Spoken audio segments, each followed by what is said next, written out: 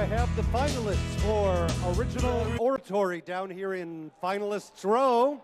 And up here on stage, please welcome the finalists in Extemporaneous Speaking.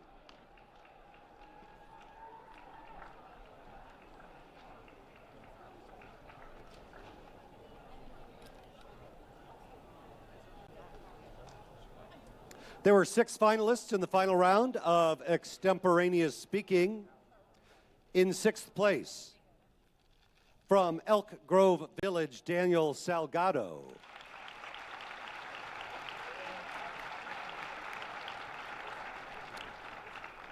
In 5th place, from Normal Community, Mantra Dave.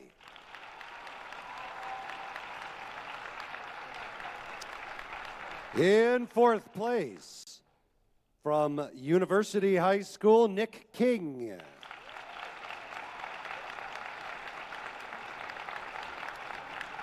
In 3rd place, from Belleville West, Max Juhas.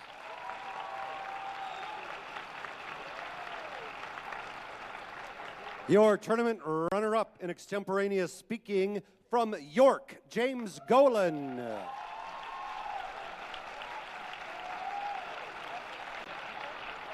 And your tournament champion in Extemporaneous Speaking, Brian Zheng from Naperville North.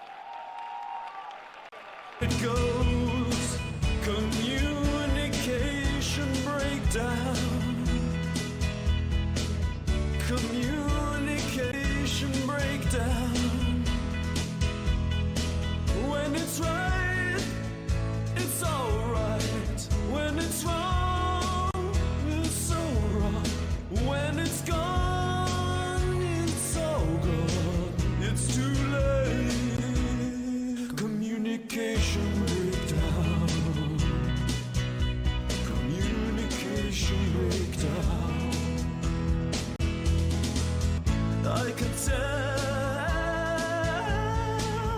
that it's over now.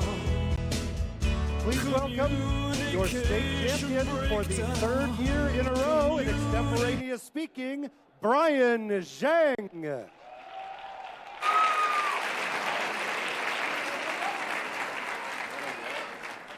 For those of you that have been here the past few years, I promise you won't have to see me again.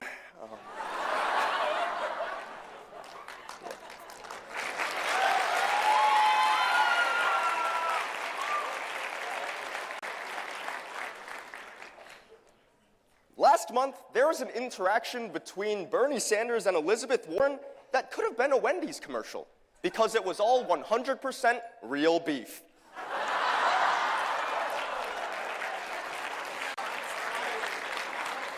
As the New Republic wrote on January 14th of 2020, media reports circled last month that Bernie Sanders had told Elizabeth Warren that a woman couldn't win the presidency. And before Bernie could say, "Sir, this is a Wendy's," Warren doubled down, confirming the rumors. Of course, Sanders himself denied them, but it caused a rift between their two campaigns. And considering the fact that Warren and Sanders represent the progressive wing in a Democratic primary with a moderate wing with candidates like Mike Bloomberg, Pete Buttigieg, Amy Klobuchar, and Joe Biden, it becomes pertinent for us to examine whether that conflict had any impact at all and ask today's question: will the apparent rift between Warren and Sanders have an impact on the progressive cause in the Democratic primaries? And the answer, simply put, is no. The progressive cause is as strong as it's ever been. And we can see why for 3 key reasons. First, because Bernie Sanders is consolidating support. Second, because the debate raised a new awareness about sexism and progressive feminism. And finally, because the moderate wing is busy stumbling all over itself too. Just a few days ago, the leading Democratic candidates met in Nevada for a new Democratic primary debate, where the highlights were 71-year-old Elizabeth Warren roasting 78-year-old Michael Bloomberg. To be honest, I couldn't tell if it was a debate or bingo night at my local nursing home. But amidst all the chaos, one young, spry man still became the frontrunner, 78-year-old Bernie Sanders. And that's the first reason why this apparent rift won't actually have any impact on the progressive cause, because Bernie is busy consolidating support. As New York Magazine wrote on February 19th of 2020, there was a reason Elizabeth Warren went all out in the debate stage in Nevada. It was because it was her last stand. Her campaign is currently flailing, losing support left, right, and center, literally. And the person that's benefiting is Bernie.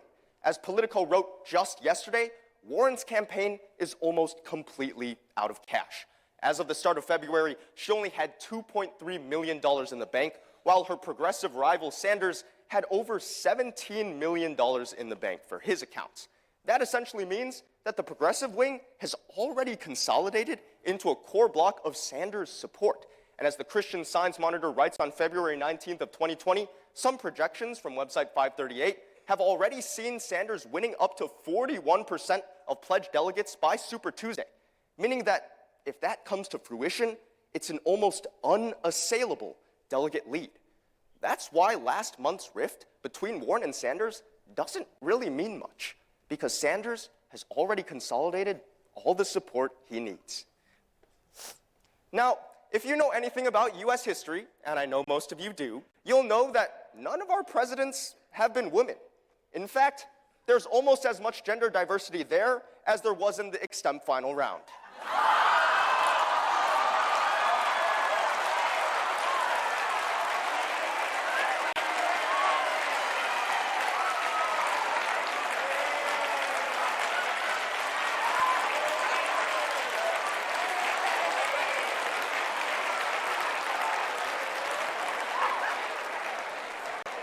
Now, before I go on, and this isn't in my speech officially, I just want to make a pitch for women to join Extemp. Because in a world where there are problems ranging from everything from family leave to sexual harassment to reproductive rights, Extemp needs women. The future of Extemp...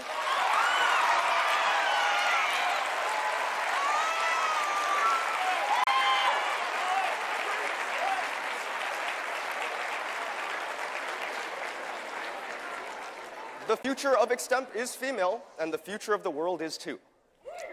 And that brings us to the second reason, why this apparent rift doesn't actually spell doom for the progressive cause, because it actually advanced a progressive cause of progressive feminism.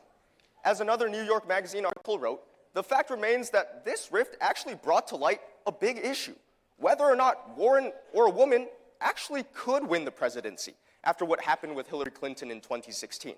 And what's happened since then is a dramatic realignment of the race around women's issues, which is perhaps a positive side effect of that progressive rift between Warren and Sanders.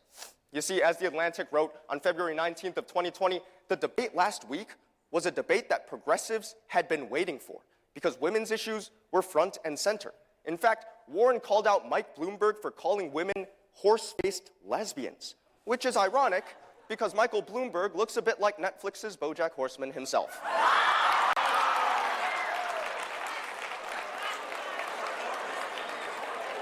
And we can see that female candidates that aren't even progressives are benefiting from the tailwinds. In fact, just in the New Hampshire primaries, Amy Klobuchar, a Minnesota senator, surged. In fact, it was more of a Klobu charge. I'm sorry, I had to do it. But as we can see, women's issues have come front and center in the Democratic primary because, largely as a byproduct of that rift between Warren and Sanders, raising questions about whether we can actually break the glass ceiling and advancing a progressive cause that will stand within the primary and beyond it. Now, there's another wing of the Democratic primary, the moderates, and their main case is that they're, well, electable. And if you know anything about US politics, it's that electable means old and white. In fact, Joe Biden's campaign slogan is literally "no malarkey," a phrase so old and so white it could be a US senator.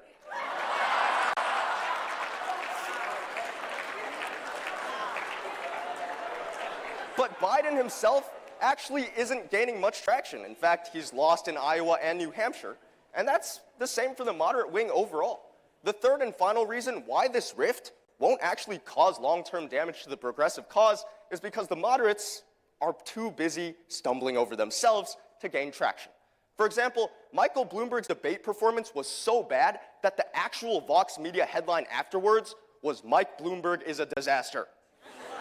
And the other candidates aren't doing too much better either. As The Hill writes on December 5th of 2019, Pete Buttigieg, who won Iowa and came in second in New Hampshire, has had trouble courting support from black voters, a crucial Democratic electorate. He's polling in the low single digits, meaning that he, as a moderate alternative, has not been able to establish himself as the chief frontrunner against Bernie Sanders. And Joe Biden himself has got problems. As Reuters reported on February 13th of 2020, before the polls even closed in New Hampshire, Biden, sensing defeat, ran away, getting on a plane to South Carolina. Now, if running away actually helped you with your problems, I'd be the greatest cross-country runner in the history of the world. But it doesn't, and that's why the moderates are all floundering. There's simply no core or key person that's going to rise to the occasion to take on Bernie Sanders, which is why that rift had no bearing on the progressive cause at all. So when we come back to today's question, will the apparent rift between Warren and Sanders impact the progressive cause in the Democratic presidential primary? The answer, simply put, is no. First, Bernie has already consolidated support.